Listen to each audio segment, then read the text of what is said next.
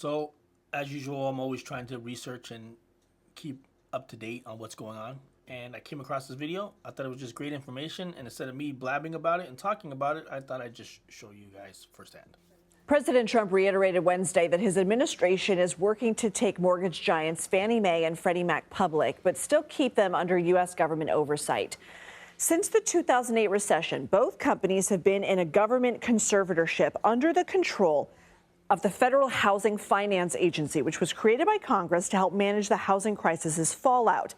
That means both companies can still run as private businesses, but the Federal Housing Finance Agency oversees their operations, and each company's management and board report to the government. This happened because both companies were deeply entwined in the subprime mortgage collapse that triggered the 2008 recession.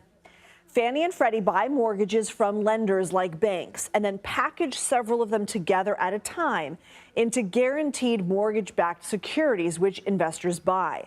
Lenders want this because it gives them cash so they can issue more mortgages, and investors typically view them as safe investments for two reasons.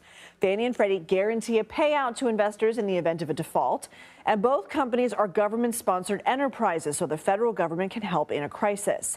In the lead up to 2008, Fannie and Freddie began buying risky loans from people with poor credit ratings.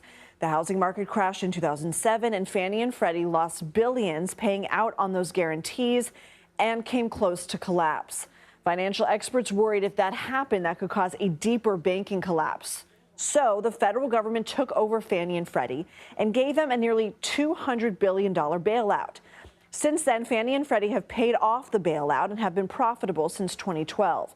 According to the National Association of Realtors, Fannie and Freddie combined own or guarantee 70% of the mortgage market.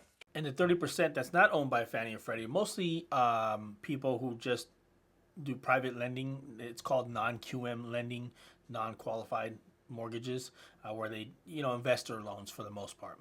But nevertheless, could be a pretty big deal, taking Fannie Freddie private. When I first got into the game, it was private. I tried to do some research and get some opinions, and nobody had a strong opinion on how this would or would not affect Fannie or Freddie. The only consensus that I heard is if it doesn't go right, the transition, that maybe interest rates might go back up. So we'll have to see. Typically, when you take something private, it runs better, right? Efficiency gets better when you go private versus public. So I'm optimistic. I think it's probably it's probably in the country's best interest to go private, especially since it's learned its lesson from 2008 and working with irresponsible loans.